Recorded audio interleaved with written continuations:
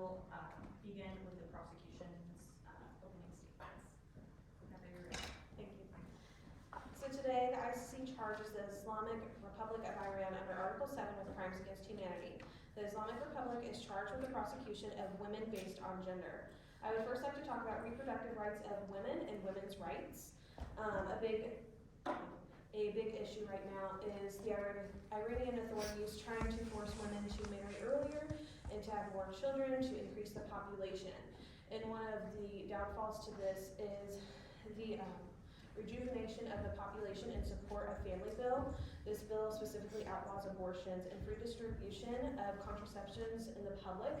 Abortions are outlawed unless the pregnancy threatens a woman's life specifically, and even then, a woman has to go to 3 different doctors in 3 different districts to get approved for a pregnancy that is too dangerous to fulfill. One thing I would like to point out is that birth rates are still declining in Iran despite these bans on contraception.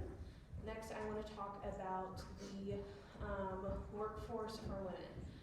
Employment discrimination is very unequal and does not give access to women in these opportunities. Over 50% of Iran's university graduates are women, yet women's unemployment rates are still super low. Some statistics I want to throw at you is that 15% of females in Iran participate in the labor force. Just to put that into perspective, that is about 47% in America. This is 3 times less than what is in Iran. And then I also want to point out that only 3 million out of the 27 million women are employed in Iran. 65% of unemployed women have higher education and can work, just are not allowed due to the man of the house. Women's unemployment rate is 3 to 4 times higher than men's. And then just some COVID statistics. In the summer of 2020, 70% of the laid off employees due to coronavirus were women. 145,000 women lost employment in winter of 2020. And then 749,000 women lost employment in spring of 2020. As for the policies within Iran, there is very few policies that actually protect women against abuse and domestic violence. They recently passed the Defending Dignity and Protecting Women Against Violence, but it fails to explain and define domestic violence as a separate offense and criminalizing rape, marital rape and child marriage, or to ensure that men who murder their wives or daughters face proper punishment. And as for their dress codes, they're very, very restrictive dress codes. That's why the moral police are there. The women have to have their head coverings, they're the hijab, and out in public at all times. And when they are not, they are typically arrested. There is one case. May I interrupt? Your points are well made. The question before the court is going to be related to, very highly related, in fact, to the charges that have been brought. And I understand you're talking about the charge of persecution against women. Are you saying that these things that happen that you described constitute persecution against women? Yes, ma'am. We are describing the, currently we are just focusing on the persecution of women, and then we will go on into the other charges as well and address each of them. But low employment or problems finding work or getting your husband to go along with you, those may not be things that the government has targeted women for. You see my question? Yes, I believe, and I am arguing that that is actually persecution against women, as well as the restrictive dress codes, specifically with the hijab. The women are not allowed to go out in public without one, and they particularly affect the women in their dress. And men don't really have these dress codes as the women do. And the Quran does mention that women should wear dress codes or wear the hijab, but it's not a requirement actually within the Islamic religion. So I wanted to bring that point up to the law. What are the pardon me? What are the limits that a government can do to enforce a dress code, or perhaps another way to say that is what's wrong with the dress code? Yes, that is a good question. I do not have the answer at the moment, but we can get back to you in the rebuttal. Second charge we're dealing with is the crime against humanity for arbitrary detention and arbitrary killings of protesters. I'll be focusing on arbitrary detention, and first, provide definition to clear up the confusion. Arbitrary detention and unlawful detention occurs when an individual is arrested and detained by government without due process and without the legal protections of a fair trial, or when an individual is detained without any legal basis for deprivation of liberty. This includes illegal detention, lack of due process, and death in prison. So also in Islamic, the Constitution, or Iranian Constitution, it says that public gatherings and marches, protests, are allowed as long as the participants do not carry arms and are not in violation of fundamental principles of Islam, which those principles are very vague and are up to the discretion of these police officers, which is not fair to protesters as they are not given clear, direct guidelines as to what they need to adhere to. Let me ask you this, then, Paula. Are you saying that if you fail to correct the police, that is also an act by the government that causes gender discrimination or arbitrary imprisonment? I'm sorry, what do you mean by fail to correct the police? Well, if the police are doing it on their own and they have the discretion to make it up as they go along, or if they, then it's not a government that's doing it. Well, the government is directly tied with the police, and so these laws are being made by the government and then enforced by the police. Moving on, we also realize that lots of people who are being detained, first of all, there's a mass number of them being detained. We have 130 human rights defenders who were detained, 38 women rights defenders, 36 political activists, 19 lawyers, 38 journalists, and the majority of whom remained in detention. And along with this, many of these people are in prison upward of 6 months to a year. One woman was in there for 9 years, but according to Iranian penal code, if there's public places or roads who openly commits a haram act or a sinful act, the sentence is 2 months or 74 lashes, not any longer than that. Especially women who appear for places and roads without wearing an Islamic hijab should be sentenced to 10 days or 2 months imprisonment for a fine of 50,000 or 500 riyals, which is not, as I said, 6 months or longer. Can I interrupt you here to ask a question regarding arbitrary detention? What would satisfy you in terms of the difference between arbitrary detention and just detention? The thing about arbitrary detention is that they are not getting fair trials. I'm going to talk about this now, but these people are facing trials that are only 15 minutes and are also being forced to confess and are being interrogated by prosecutors versus being fairly questioned, enforcing fear. And so with these arbitrary detentions, they are not allowing people to have a fair right to feel safe and like they're being judged fairly. The last point I have is that many people who are being detained who are outside nationalities do not have consular access. Austria and Netherlands have confirmed that the arrest of dual nationals in Iran did not have consular access, also not providing fair trials and due process to these people. So I have a question. Is it the prosecution's position that the charge of enmity against God can never be brought, or that the way it's being brought is unfair, but it could be brought in different circumstances? Just explain the prosecution's position on the charge of enmity against God, which is what the basis is for these executions. I don't have an answer for that right now. My rebuttal speeches will get back to you on that. Okay. Okay, so now on for the charge of execution of protesters, I would just like to start off with the definition of a public execution. A public execution is a form of capital punishment which members of the general public may voluntarily attend.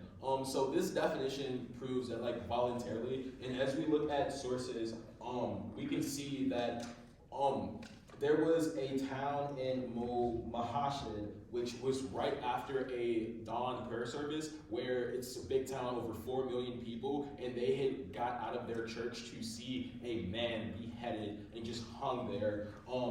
That's not voluntarily. Everyone there was forced to see that. You can even have children who are going to church to see that, and you do not want your kids to sit there and see a man hanging, a man beheaded, etc., while you just come from church.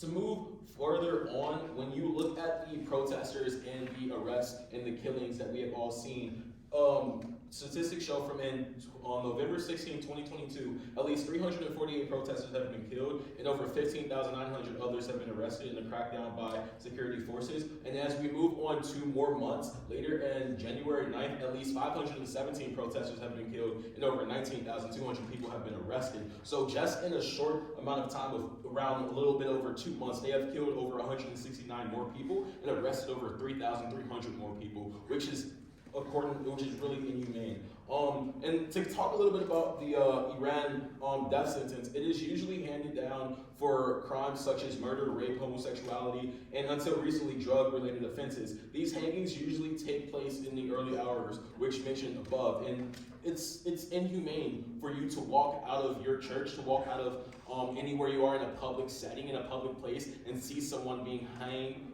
see someone being hung, see someone being beheaded, etc., because of a crime such as murder, rape, homosexuality, and until recently, death-related offenses. Some of these offenses, yes, can Pardon be. me, let me ask a question here. Yes.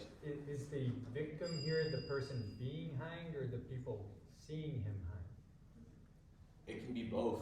Because if you look at it from the standpoint of a lot of these people, like she said earlier, are being forced into these confessions, but also you have little children, 5, 10 years old, who are walking out of their homes, walking out of their churches, and seeing people being hanged. That's not right to have little kids be able to sit there and just see all of that as they walk out of their church. So just to follow up on that, how does the prosecution respond to the witness's testimony that the Islamic Republic of Iran is maintaining order under Sharia law and that there have been riots and other incidents leading to violence against officers? I do not have enough time for that question, but it will get back to you in our rebuttal as we have 8 seconds. Okay.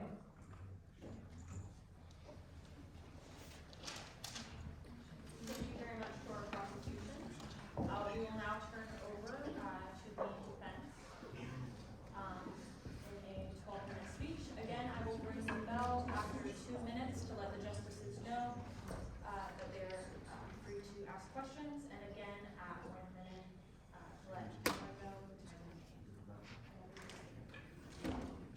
Your Honors, we would like to open with articles of the Iranian Constitution concerning rights and equality.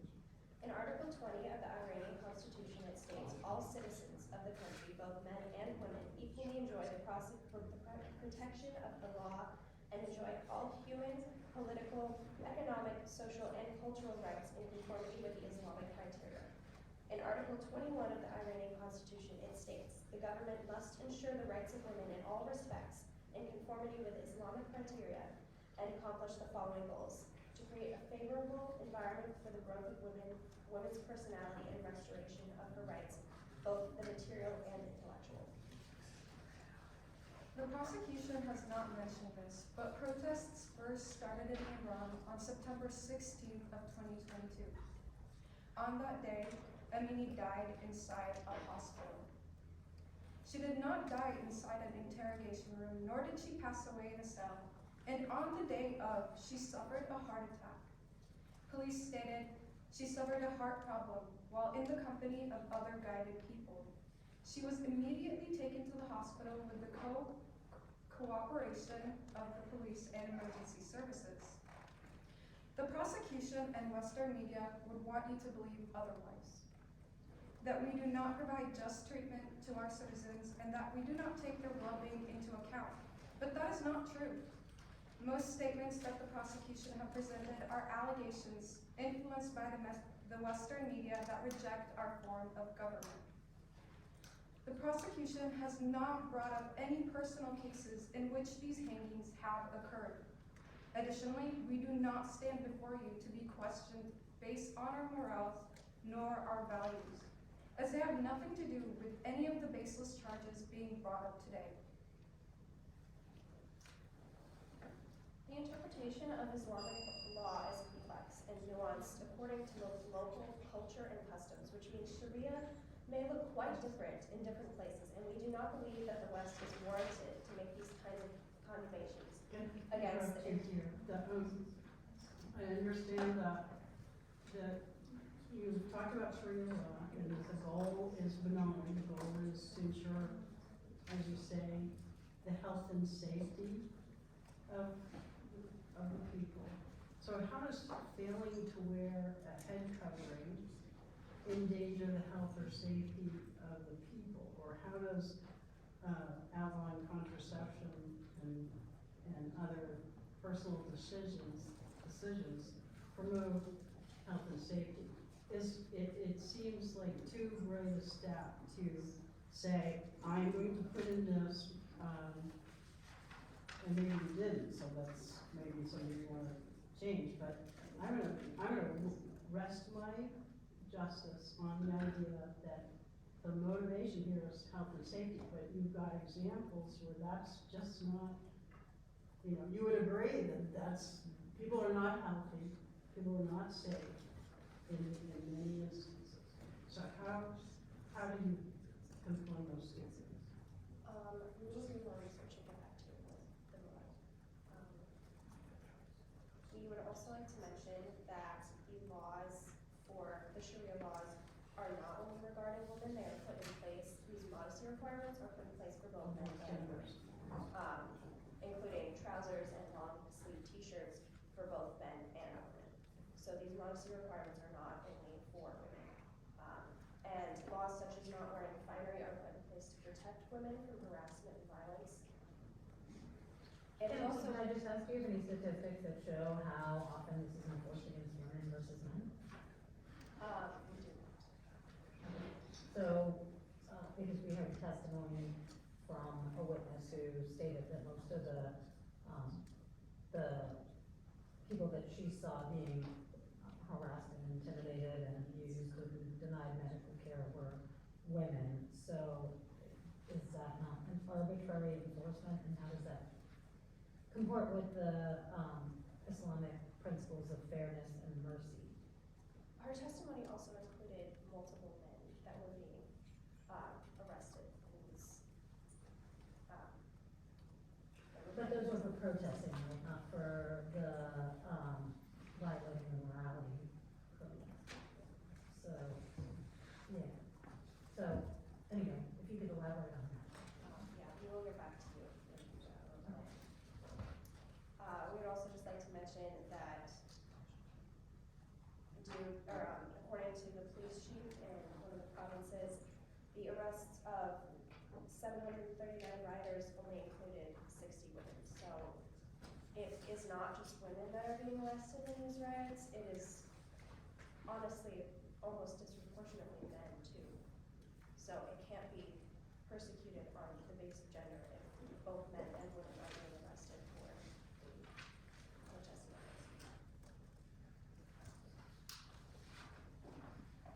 According to Iranian officials, 50 people in the police forces have been killed since the start of the riots.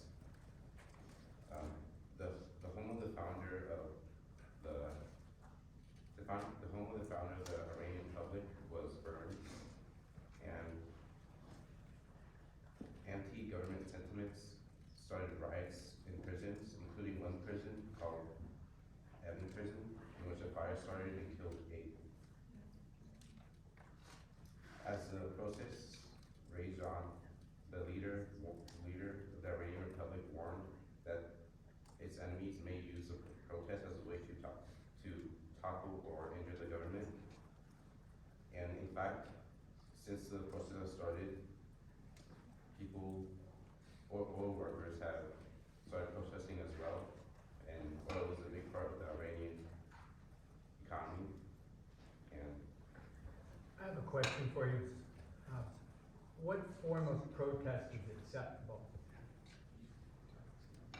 Or is any form of protest not acceptable? the Iranian law, Street states that you can say what you want as long as it doesn't jeopardize the Iranian government. And what does that mean? So actually, I'd just like to clarify that in our constitutional right to assembly, we do permit people to protest as long as they don't violate the principles of independence, freedom, national unity, the criteria of Islam, or the basis of the Islamic Republic. Additionally, for not carrying weapons or producing violence themselves. So that is the qualifications.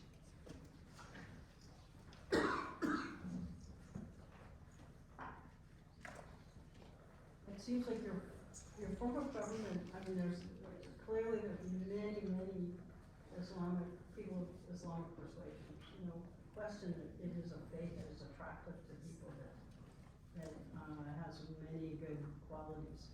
But what we're hearing are instances of bad things. You'd agree these are bad things, to go into a jail, to not be given medical care, and then see torture, and to be killed, or, those are bad things. That doesn't comport with Sharia law, is that fair to say?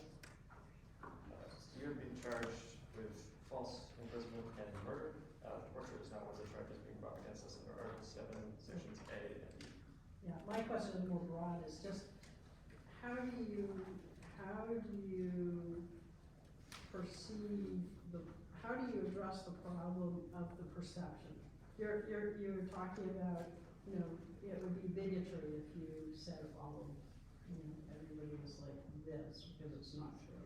And I think everybody would agree it's not true. So how, in specific instances, do you have anything you want to say about why they happened, or how they're not happening? And how they're, and how they're not arbitrary, because the charge is arbitrary detention and execution, so what makes it not arbitrary in this situation? Thank you.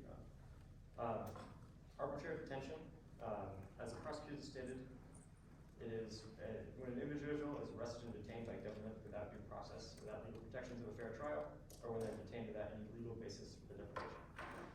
The prosecution also stated murder in that charge, but for the center of legal justice, that is not included in arbitrary detention. We're being charged under Article 7, Section E, for violating international law on imprisonment for arrests made during these protests.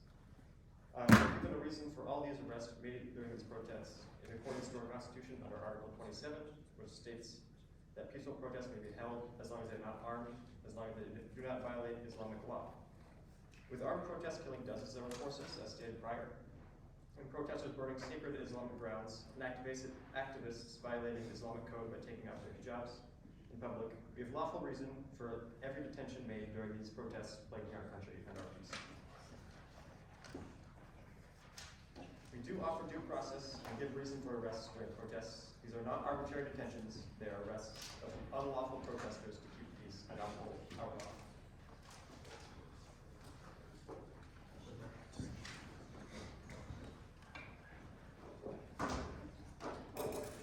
Your Honors, I would finally like to address the charge under the execution of protesters. The definition of an execution is the carrying out the sentence of death on a condemned person. So the killings that happen during the protest do not fall underneath that definition. However, I do want to note that while there have been over 19,000 protesters arrested, as of January 7th, there have been only 4 executions. And in every single one of those cases, those executions were tied to the person being executed, having assaulted one of the members of the militia seeking to ensure peace among the protests. So in every single case, someone died, and that is the reason that they were then executed. It's not for arbitrary crimes, it's not for something small. And again, given the fact that 19,000 people have been arrested, the fact that only 4 have been executed is a very, very small number. And again, there was a legal basis for each of these. One of those people. Pardon me, is a public execution a crime in any way, as alleged by the prosecution? I don't believe so, especially based on the argument of if it happens in a public place, you don't want your children to see that. Perhaps not, that's a matter of opinion, and I don't really control who's there to see the execution. So, no, I don't believe so. Where do you place unintended deaths? I mean, I think there's, as a consequence, the cause of the death is maybe as you would argue, a lawful detention, but it's unintended. I think it's a tragedy, but not a crime under the courts. So you would agree that?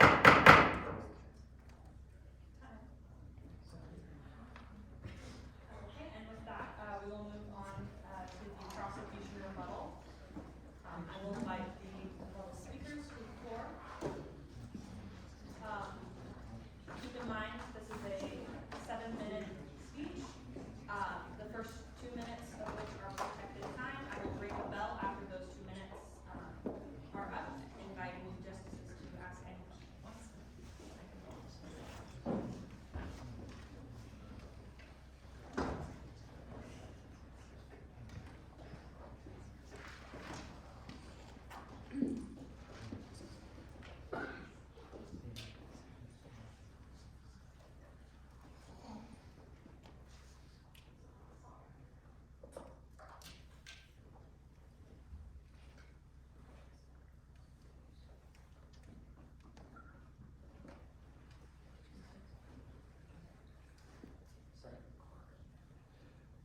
to start off with review, throughout for the persecution of women charges. We first want to touch up and go back over our dress codes. So we are saying essentially dress codes are inherently wrong per se. However, we can see the direct persecution from women over how women's dress codes are not, they're unbalanced compared to their male counterparts, and how the persecution differs, how the policing differs. We have found that men typically receive leaner punishments for violating dress code, even though they do to also have a dress code under like law and under like cultural code. Typically, men are met with verbal warnings, and it is a very rare instance for a man to be fined or taken to jail, which cannot be said for women. We also want to talk about how persecuting women for taking off their hijabs is also persecuting their right to protest, as taking off their hijabs is a protest. We also feel the need to discuss that women have been being persecuted for even just speaking out on women's rights. We have a human rights defender in the Bahrainian, Ardiz Mohammadi, who spoke out about women's rights, was protesting the government, speaking out against it, and was sentenced to 10 years in prisons in 2020. And she spoke about the horrific conditions of women in prisons being threatened with sexual assault and rape. We also want to talk about how the economic disparity between men and women in Iran shows women as second-class citizens as displayed and discussed and phrased by the United Nations themselves, creating a vulnerable population, way more vulnerable to attacks by the police and government institutions. And also on the note of the persecution of protesters, the balance may be that men are being persecuted along with women, however they're being persecuted for advocating for women. So the persecution still falls on the belief and persecution that women should have better protections under the law, and is further giving a stronger voice to the opposition to women's rights. On to the point of arbitrary detention. We recognize that arbitrary detention of protesters is both because of there is no lawful reason for the protesters to be arrested for peaceful protests, and second, that they are not being given due process or fair trials. As it was stated previously, there are protesters from other countries who are being denied access to consulates. There have been at least 4 individuals who engaged in demonstrations and were executed with expedited trials that did not meet the minimum guarantees of fair trial and due process required by international human rights law. Which means that this is, again, arbitrary detention and then deprivation of life, which falls under the point of execution. And we also recognize that— Can I interrupt you here? Again, I'm wondering, what would cure the arbitrary detention? Is it just a fair trial? Is it access to an attorney? Is it given a piece of paper with their rights on it? What examples do you have that would make, that you can tell the government that's what they have to do in order to prevent arbitrary detention? Yes, well, first of all, it's not arresting protesters who have a right to have a say in their government.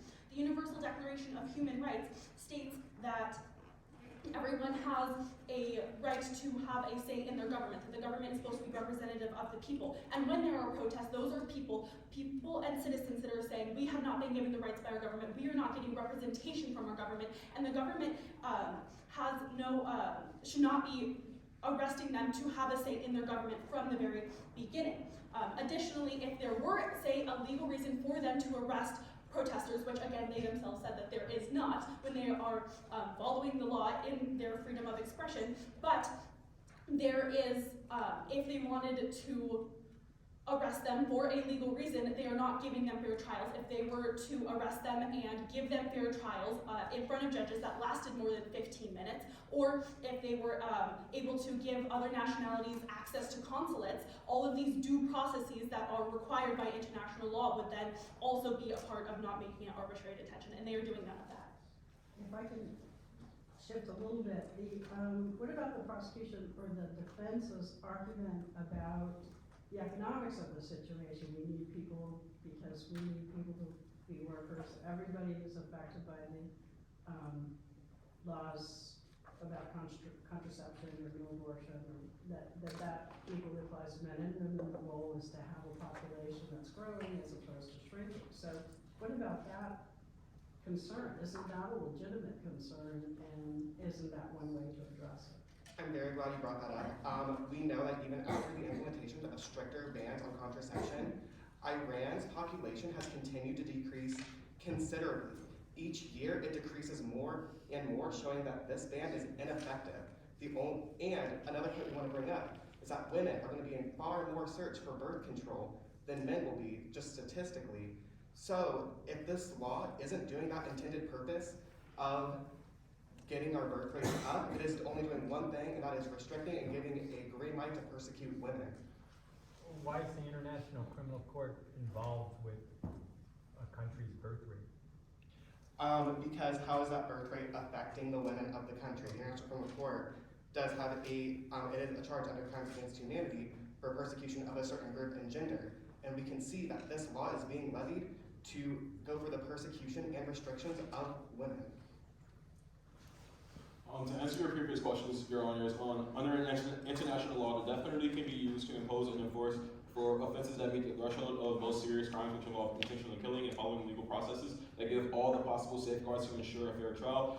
These people are being unjustly executed for expressing their fundamental rights to free speech and peaceful protest. Under the UN High Commissioner of Human Rights, it protects and recognizes that everyone has the right to freedom of peaceful assembly, and the Constitution of Iran goes against this and giving an exception to punishing protests against the fundamental principles of Islam. Furthermore, these instances of execution based on the peaceful protest of civilians go against international law, and it has been noted that police forces of confessions of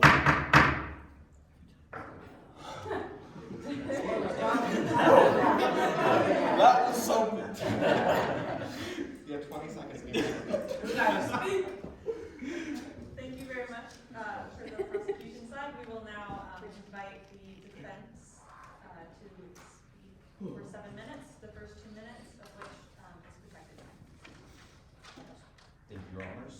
I would like to start by the rebuttal, addressing their opening speech, moving on to the rebuttal speech you just heard, and then we'll return to rebuilding our own cases. So starting off, they talk a lot about a number of various different issues, from education to economics. The thing that I want you to remember here is, what control does the government have over each of those policies, and does the fact that there's a disparity in income constitute the government persecuting? Again, the charge today are being brought against the government of Iran.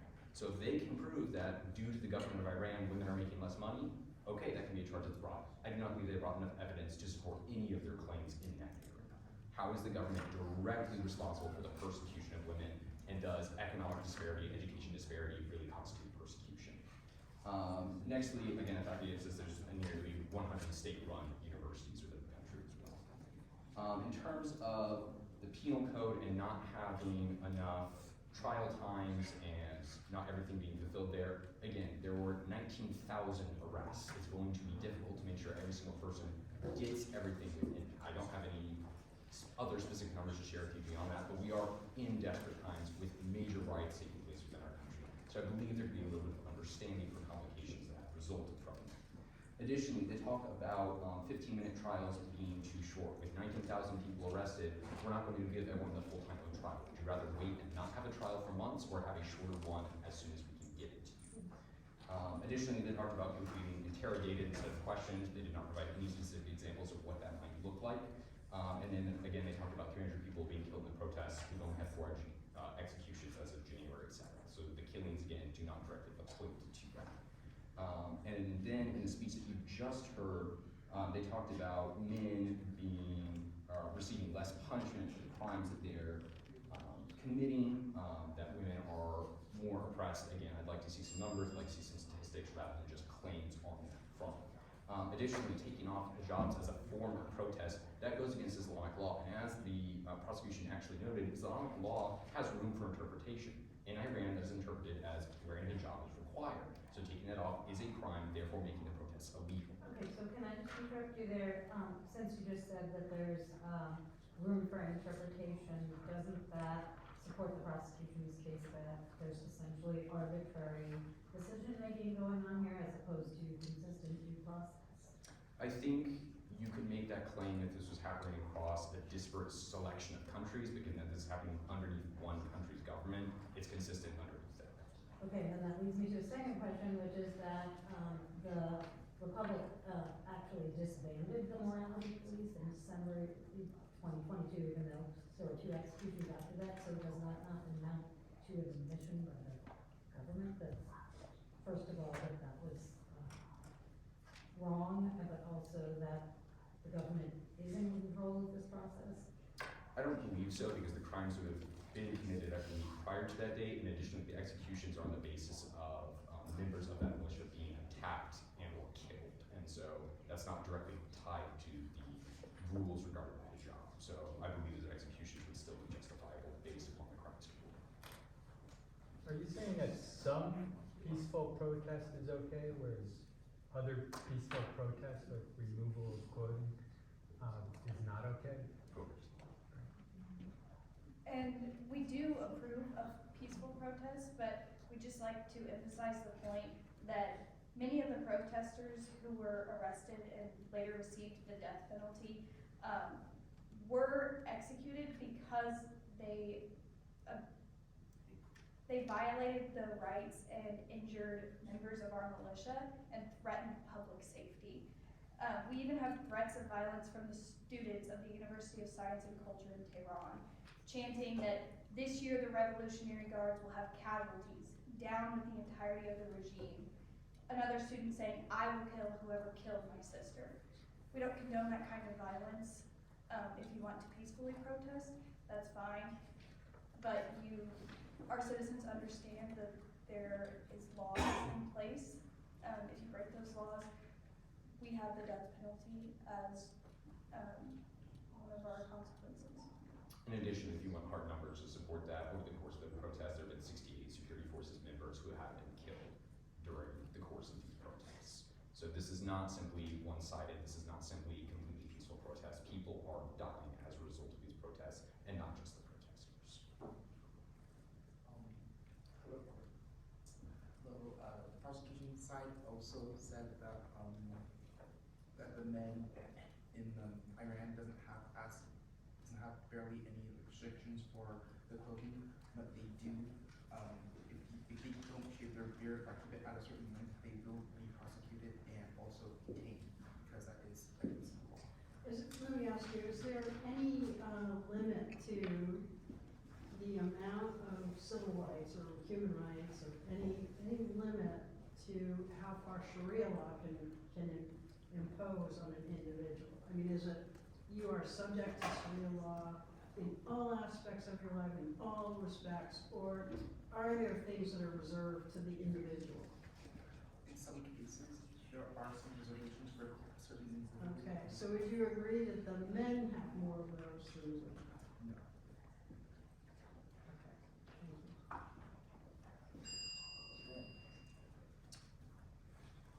As we reach the close, I want to reiterate that the claims that the prosecution have brought are not extensive enough to justify their claims.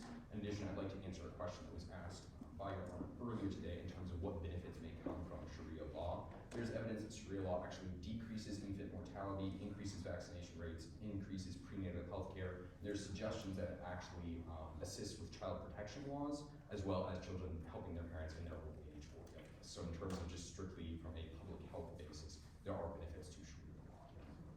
Even the life expectancy for women was previously 56 years before the revolution, is now 78 years as a result of Iran's women's health care program. With the protests that's been happening for the detainment, we only detain most of the protesters have been men and women because they have set fire to the streets and they have harmed our militia. Thank you very much to the defense. Now we will engage in a 6-minute crossfire.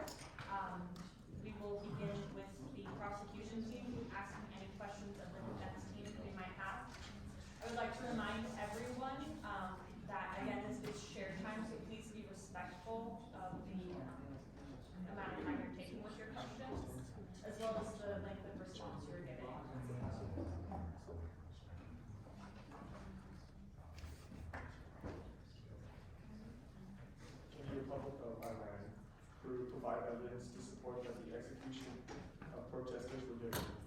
fair trial and due process of law, which is protected under international law and UN. How does the government ensure that the judiciary remains independent and free from political and religious influence? There remains a preponderance of evidence proving that these people on that trial are not given adequate protection or rights.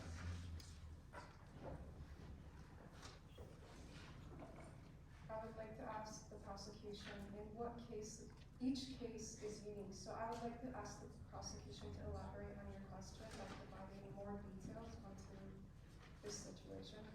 So there's been a lot of evidence from journalism and media proving that these people put on death trial are facing sexual abuse and 15 minutes of time to defend themselves before facing death trial, or before facing the death penalty, which is not nearly enough time to defend one person from their end. So we're asking, do you guys have evidence that you guys are giving a fair trial and due process of law, or is there not? So as we have stated before, 15-minute trials are due to the fact that we have received an influx of individuals that need trials. It will take a really long time to prosecute all these individuals if we waited to give them a longer trial. You guys are basically So- saying that you're violating international law just because there's an influx of people? We are not violating international law in these cases. These people are still receiving fair trials. Though short, they are still being provided with fair trials. They are provided with inadequate lawyers and prosecutors who do not really care about the case, and they are given 15 minutes with their family to talk to their family before they face death. In most instances, they are just put to death. Can you point out to me where in international law that a fair trial must be longer than 15 minutes? Because according to the overarching definition, as long as it's conducted fairly, justly, by an impartial judge, I believe that constitutes a fair trial. I believe it's under Article 37 of the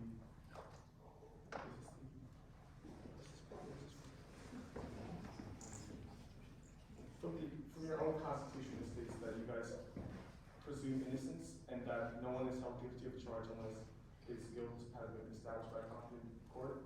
And also additionally from the, I believe, the UN's Commissioner for Human Rights, it establishes that there needs to be due process of law and, yeah.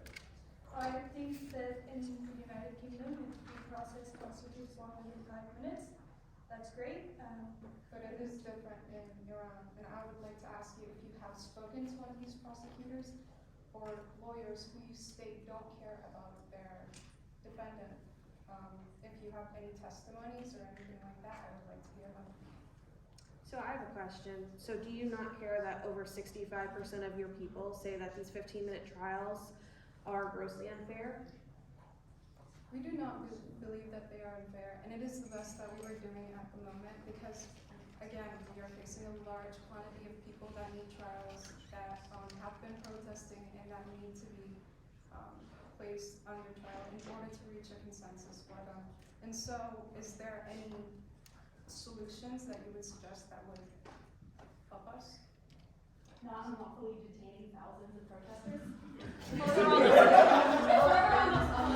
Looking to protest law in Iran, we see that the one of the two rules is that it must uphold the core tenets of Islam with no codification of how, no codified way of specific way that defines what version of Islamic law should be held, leaving the interpretation of this law essentially in the hands of the police.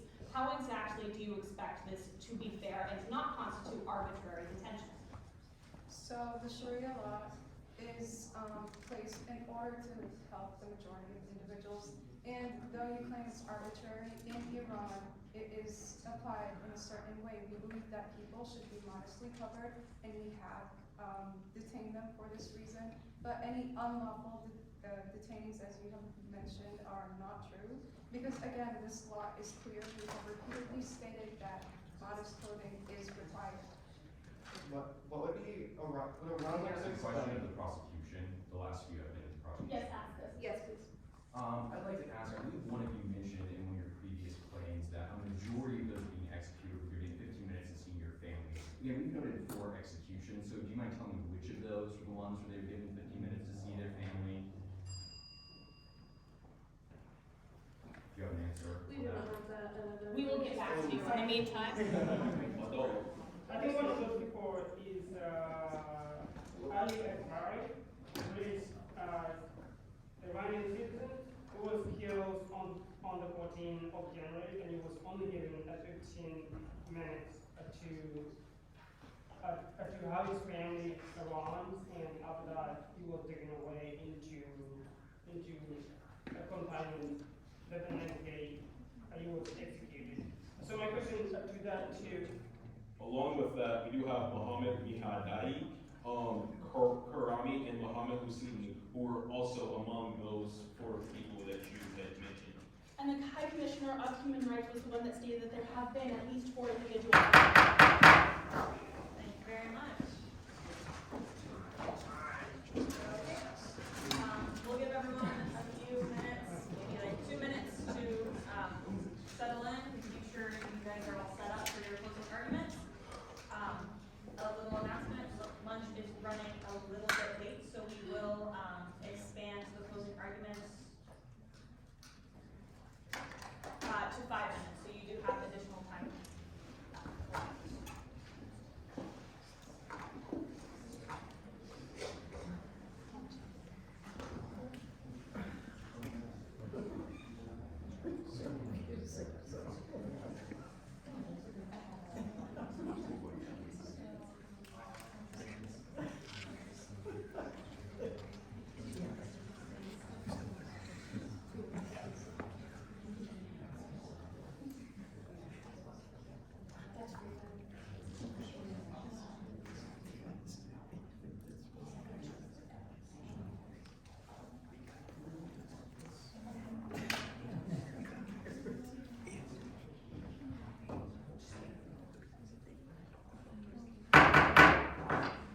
And with that, we will now invite the defense closing argument and a 5-minute speech.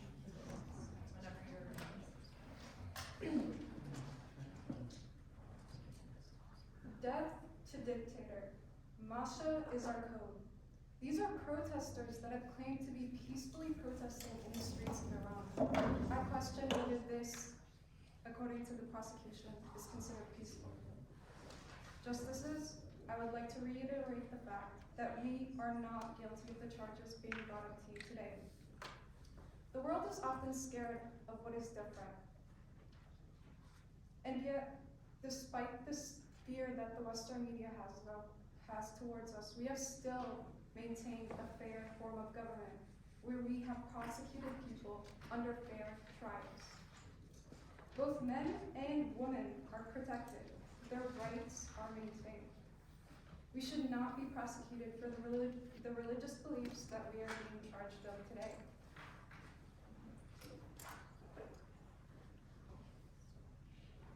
So, as we talked about previously, we have protests, we have rioters, we have arrests.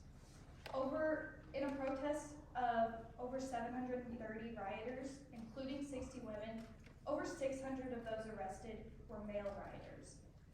We talked about the improvement of life expectancy for women. The Islamic Republic of Iran would like to acknowledge that we have progress to make. We have work to do. But we do not believe that what has been occurring in our country has violated the Articles of Crimes Against Humanity.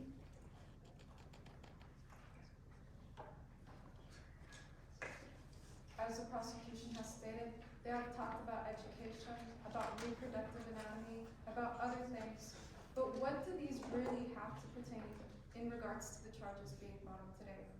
We are questioned about gender-based.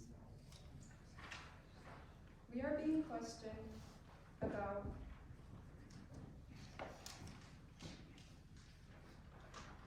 the persecution of women based on gender. The second charge states that the Islamic Republic is charged with the arbitrary detention and execution of protesters in a civilian population. These protesters have been arrested lawfully. They have committed crimes, they have been violent, they have protested illegally. The Republic of Iran the Republic of Iran has lawfully detained these individuals and reserves the right to prosecute them under its law.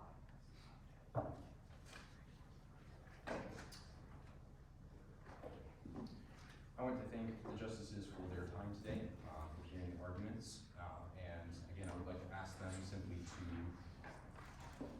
judge these accusations based upon the weight of evidence that's been brought before them. I believe that due to legal definitions and really the applicability of evidence, that the defense has been able to bring more supportive evidence, and that the prosecution's evidence really does not support the charges that are being brought against Iran. In terms of, as my partner discussed, the gender-based crimes that cannot be tied to the government, there is no evidence for that, and equality of men and women is actually enshrined within our Constitution.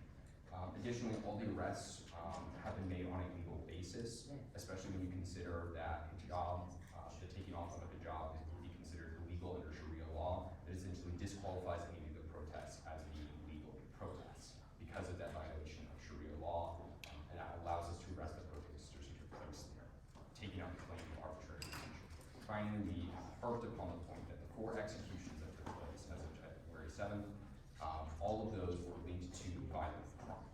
None of those were arbitrary. They received trials, and so all of the claims that are being brought against Iran are baseless, do not have sufficient evidence to be pulled through. We have carried our prosecutions through carefully. We have done this legally. That's what we'd like you all to remember and consider when making your decision regarding this case. I'll talk to my partner. Brock covered most of it, but I just wanted to reiterate that as the burden of proof is on the prosecution, if they can bring you sufficient evidence to declare that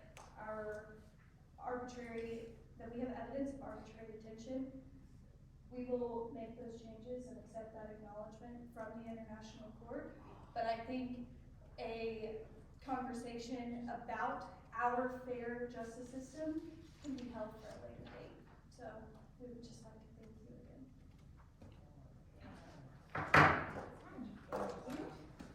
We will now begin the prosecution.